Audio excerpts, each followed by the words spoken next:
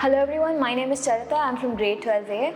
Here we have our guest Mr. Srinivas GRK. We welcome you to the 4th episode of the Campus Chronicles. Hello sir. Hi. Sir, could you please brief about yourself? Sure. First of all, thanks for inviting me to this podcast. And I was like a little overwhelmed with this podcast and all. So I'm actually hailing from a place called Amalapuram from East Godavari district of Andhra Pradesh.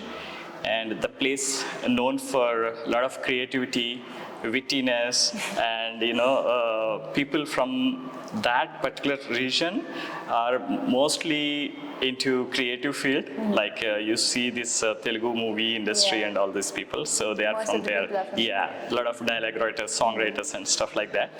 And coming to my childhood or my background, my father was an advocate. My sister, she's an advocate. Nice. I'm the only odd man out who did engineering. And then I started my career with structural design engineering in Baroda. And there were actually quite a few learnings from my career. Okay, so lots of twists and turns and so many other things happened, which I'm going to discuss in this podcast. So currently, I actually own an AI-based agency, like brand design agency, based out of Hyderabad. We help startups and small and medium business owners leverage artificial intelligence to scale their business. That's what we do. That's so nice of you, sir, with getting the new technology into Absolutely. this. Also, sir, could you like to give us suggestions or rather tips on how these study techniques are there in this present generation? Well, actually, I have my son, who is your classmate, and then my daughter also studying in this school, Meru. And what I see here is in the current generation is too much of technology dependence, right? Which is good and bad. In one way, it's how you use it. Right? It's like having a knife. If you use it knife productively and destructively as well, right? So very similar to that. One observation, because I have two teenagers at home, I observe them. They are quite. The attention span is getting lower and lower day by day. That is one thing, right? And the dependency on the technology, which is again, as I said, good and bad. What I suggest is a kind of a time blocking technique, we call it. You block the time and then you study and don't get distracted by the social media pings or whatever, right?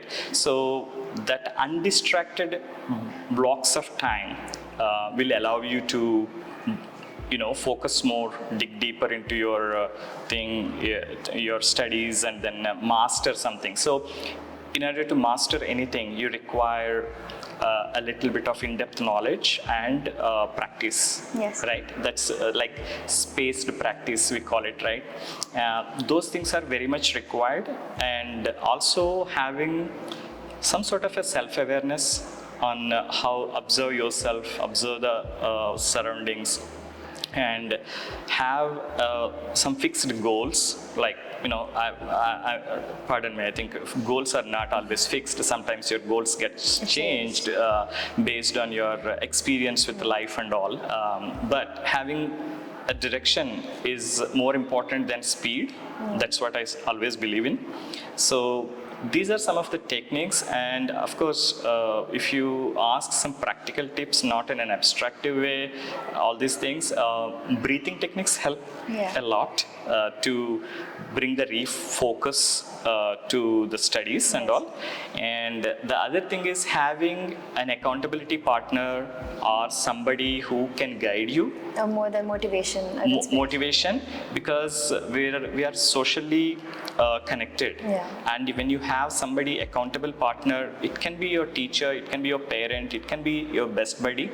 And you say that, hey, I committed to complete so-and-so thing by so-and-so date, then it becomes an accountability, and that will actually keep you on the track. So these are the few things that I can think of. So, sir, as you mentioned the time block method, I mean, what is the duration you would?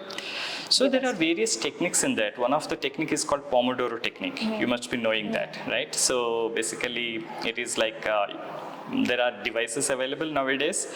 It looks like a little tomato kind of a thing, and where you are, you 20 minutes, and then during that 20 minutes, you commit to yourself that you don't get distracted, and you commit to one specific thing alone. And then when the bell rings, then you take a break and then relax yourself and then come back. Because if you look at the cognitive way of learning, your learning do not happen in a linear way. Actually, it peaks out and then again it drops. So it's better to take a break rather than continuously study, right? So take a space, whatever that is convenient to you. You can put that thing, and then you can, and also never ever neglect the sleep, because sleep is a deep sleep. It affects the human brain. So mostly because of this media, social media, all these things, teenagers are not getting enough sleep nowadays. That is what I observed. So having enough sleep will definitely increase your cognitive abilities. Also, it keeps you calm and composed. These techniques are really helpful, sir. Yeah. We surely will take it into account. And now that you mentioned these learning techniques and all, could you recall a teacher who influenced you the most? Yeah, absolutely. I can recall many teachers who shaped my way of thinking or perceiving this world. I was quite what I call. I used to get scared of maths, okay?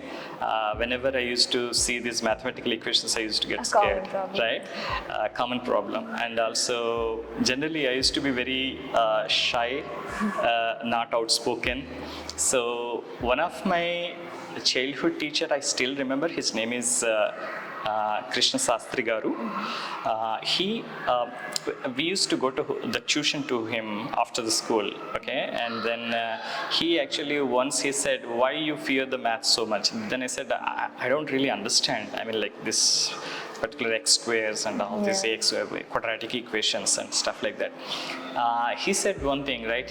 If you actually look at the next step alone, and then don't think about how big the problem is, how you are going to solve, you will end up solving it. And then he taught me a methodology and the way that you can break down the most complex mathematical problem into a simpler ways, and then have the mental models to solve those. So when I look back, that was like a breakthrough moment for me. It was not so easy, because I had to practice a lot, whatever the method he taught me. That actually opened up a new door for me, which led me to this mathematical way of thinking. And of course, in our area, we were introduced to this probabilistic thinking at a very early age. It sounds weird, but in our childhood, it's like in 5th grade we were playing the cards. Okay, but to the outsiders it might look a little different, but that was not quite unusual there, right? So the probability lesson you will be learning in your 9th grade, we already had those things, right? What is the kind of card that must be the other person will be playing and stuff like that. So it was quite an interesting childhood, very enriching, a lot of social stimulation all around us, because we never had these gadgets and everything. So we were like, and the other thing is delayed gratification. Very, very important, because people in your generation is motivated by the instant gratification, right? And delayed gratification means you will actually postpone something in return of something much bigger and higher, right? So for that, you got to really wait, have lots of patience, and that's one quality that will separate the winners from the losers in the long run, I believe. There is a marshmallow test. You must be knowing about it, right? So just go to YouTube and search for marshmallow test, and you'll come to know. Okay, so these are some of the things that I can recall from my childhood, and teachers really shape up the way you think, because sometimes you like some subject just because of the teacher, a teacher. Yeah. Because teaching is not always about giving you the facts. Teaching is always about making you more intellectually curious about a subject and stay focused on those questions rather than completely getting absorbed into the facts and solutions alone.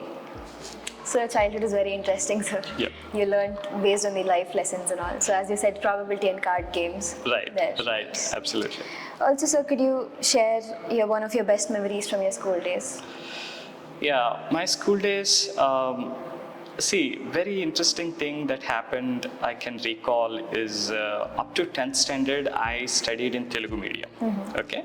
And then when we actually go to college, it was an English medium, right? So it was like a lot of difference. It's a jump. It's a kind of a paradigm shift, right? So all of a sudden, your subjects, your terminology, what they used to call, everything changes, right? So that was a steep learning curve for me in terms of transitioning myself from one medium to the other medium. That is the first transition I see in my, very early on, how you navigate the uncertainty, ambiguous, the scenarios, because it's like one thing is to translate, another thing is to learn the subject itself, right? So it was a difficult one, but I managed to do that very well because my sister was there.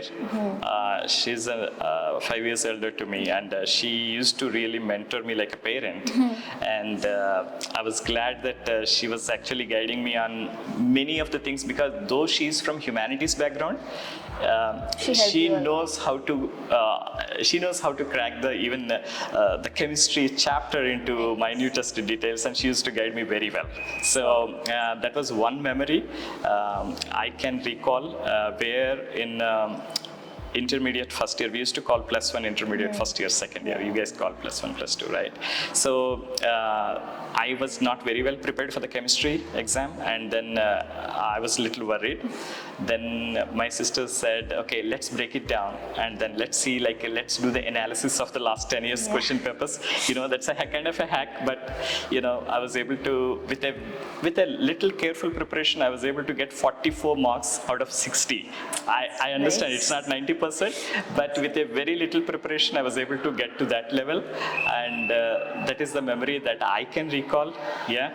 So, sir, how did you overcome the stress when you had a little jump from 10th to the first year? Right. I was actually blessed to introduced to this thing very early on in my childhood called transcendental meditation. I was a meditator.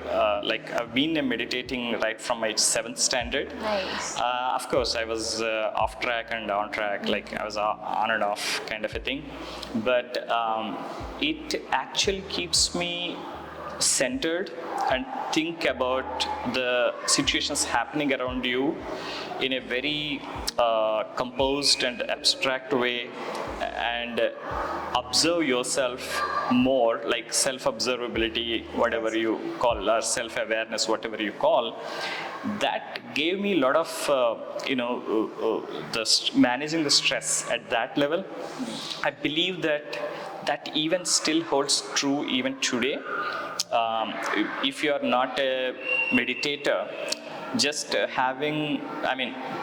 just block the doors and then be with yourself without getting engaged in any music or reading a book, or I wouldn't say thoughtlessness, but if you just be with yourself for some time alone, that helps to reduce the stress and then do whatever that is inevitable at that moment. Yes.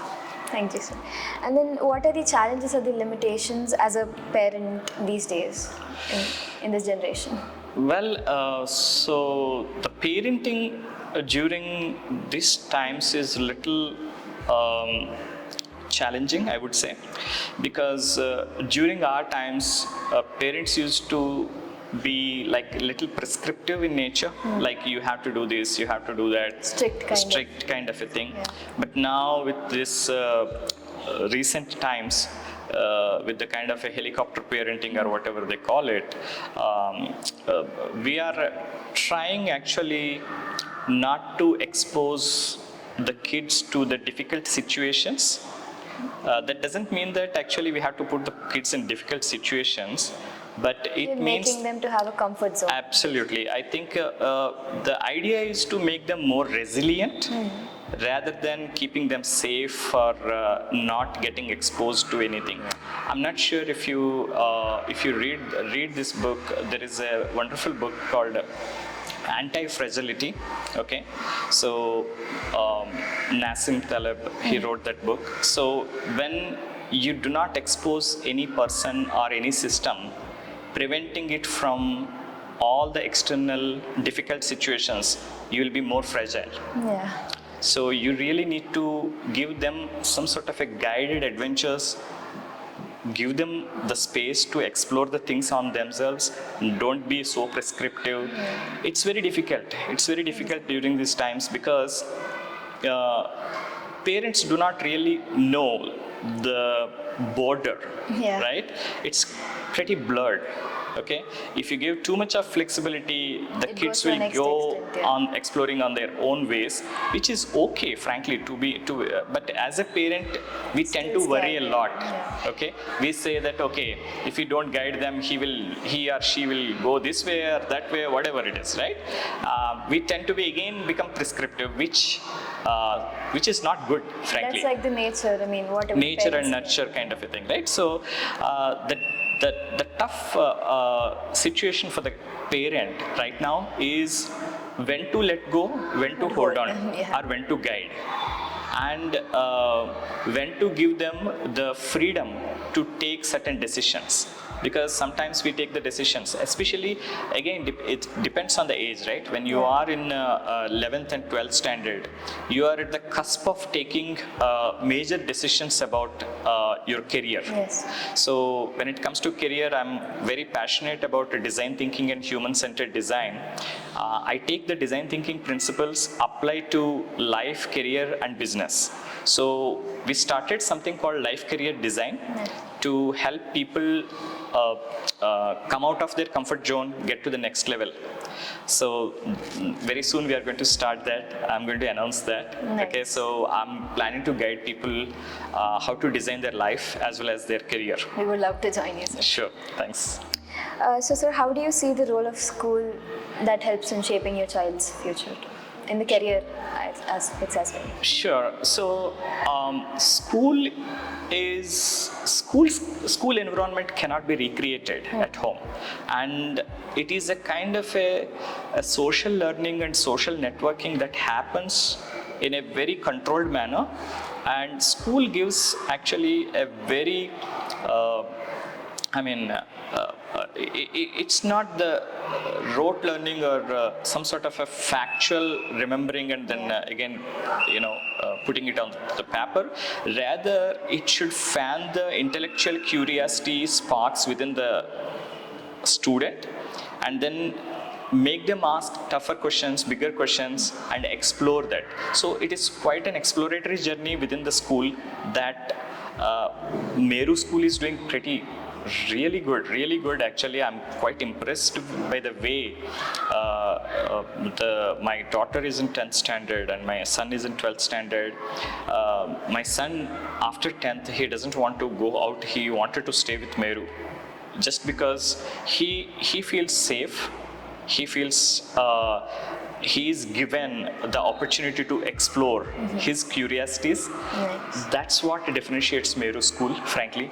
And I really love the way the administration, your school teachers like Pooja ma'am Yes. and VP sir and principal sir, they actually take the feedback, constructive feedback, and not only taking the feedback, they're also implementing it. Okay. Recently, I have been called to one of the ethical role of AI in the education, and I was a part of the panel. And we brainstormed a lot of things that why can't we have a customized question paper for a student based on his skill levels, based on rather thinking, than rather than giving them one question paper. That's interesting. Right? That's interesting, right? Because it's kind of a adaptive evaluation, Yes. rather than giving one size fits all kind of a question paper. So we can define it as aptitude as well, right? Aptitude as well, and slowly, incrementally, you will improve, rather than testing the same entire class with one single question paper. Based on the skills and Yes, but it is difficult to implement. It's Yes, not, having said that, it's not so easy. It is very easy to advise, but it is very difficult to implement. But if you implement certain frameworks, it is possible, but that will change the game entirely. Yeah, true.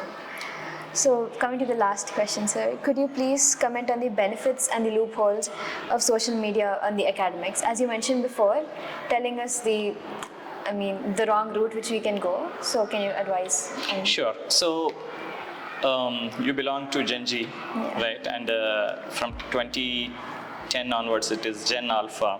So the kids from Gen Alpha, they are born with the technology. That's true. Yeah. Okay, for them, iPhone is not a big deal. It's there when they're born. Okay, so technology is an integral part of their life. So even so is the social media. Now, when it comes to, as I said, like how to leverage it to your advantage, or rather, instead of avoiding it, how do you embrace it in such a way that it becomes your best tool to navigate the life? I would say it becomes a very good collaboration that can happen through the social media in a very productive way, because people of the same interest, what they are doing elsewhere, right? In United States, how the people of your age, how they are exploring, you will come to know through social media. Yes. You even can have a communication channel established with them, and then collaborate remotely to build some project. That's true. Okay, and so and then the next generation people, they are planning to become influencers. Then they no longer wanted to work for an organization for decades. They just the average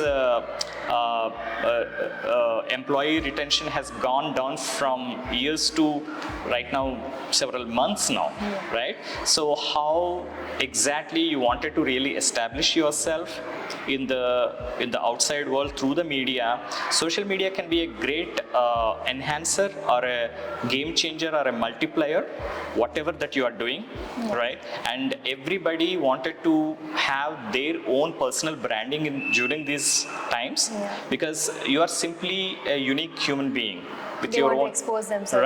Right. And then if you actually come in front of the camera like the way we are doing right now, right? And then just be who you are. People actually respect that, right? And they follow you, which is actually, that is going to be the social currency that you may call it later. The values and the personality. Absolutely. And then you will say, okay, let me actually have, it's not about 10,000 users following. It is, even if you have 200 people following, if they are the right people who believe in you, still you can actually make a living out of it. Okay, so those are the times we are living in. Okay, so definitely social media, when you use it properly, it can surely enhance your career opportunities, your life, and your earning capabilities, and all these things. It can have a huge impact. The biggest advantage that you have for your generation is, time. You have time. You should know how to invest not only the money, and also the time, and also have a lot of emotional balance and emotional intelligence to navigate this complex outside world, because going forward, relationships are also going to be little complicated and Yeah. complex. You need to really have that kind of emotional buffer or intelligence or whatever you call it The to mental navigate the life in a more meaningful way, because otherwise it is going to be very difficult, because you have lots of interactions going around you, and if you do not have that kind of a self-awareness, rather you would really be the victim of your own thoughts. Very true. Thank you, sir. It was very nice having you here with us. Thank you. Thanks for having me. I really appreciate it. I wish you all the best of luck. Thank you, sir. Okay, and I wish the 12th standard people right now whosoever in that class have bright and wonderful career paths going forward. Thank you, sir. With the people like you, we will show you. Sure. Thank you so much. Thank you so much.